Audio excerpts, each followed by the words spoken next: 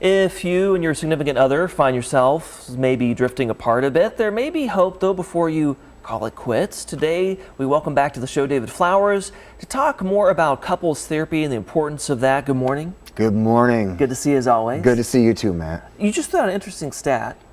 Yeah? You asked me how long I've been married. Yeah. And I said 15 years. Right. And you said, oh, you've made a benchmark. Right. What is the benchmark? Well, everybody hears about that 50% divorce rate, Sure. right?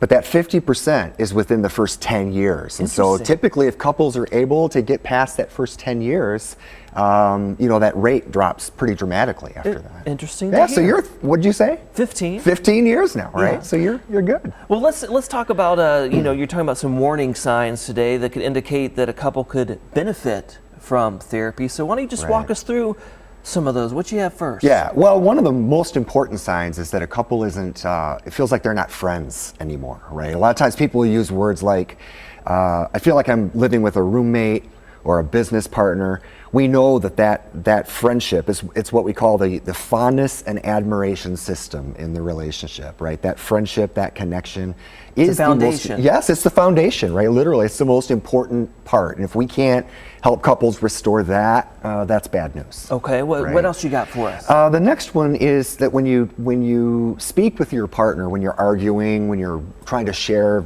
an issue or a concern, you frequently end up not feeling heard, right? You end up feeling sort of invalidated, dismissed. Hey, why don't you go to therapy? Worry about that in therapy, kind of thing.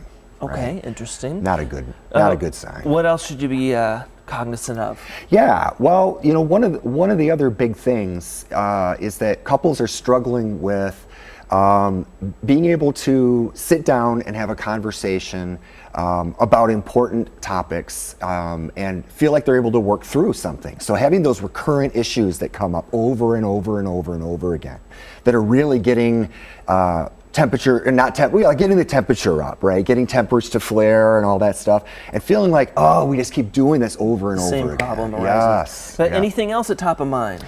Yeah, another big thing is that when that's happening, right, these big issues are coming up, we're not making progress, and one of the key ways that you know that we're in some real trouble here is that there's no humor. Right? There's no lightness. So, couples who are skilled in dealing with issues have a way of kind of lightening the mood a little bit. And so whenever issues come up that keep getting people really dialed up and really upset, you got to be able to laugh with your friends. You do. Right. I mean, not that you're trying to make light of the issue itself, but trying to make little comments to reassure each other that, hey, I still care about you. You're an okay person.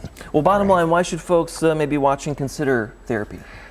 Because we know that it's helpful. I mean, I know that the approach I use, Gottman-informed therapy, is about 75% of couples who do it are going to find out as they get through to the end that things are getting better and their friendship is better, they're communicating better, right? So that's 75% is pretty good. Yeah, there you go. All great things to consider. And as always, we appreciate your insight. You can find out more information by calling the number there on your screen, or you can go to his website, davidflowerstherapy.com.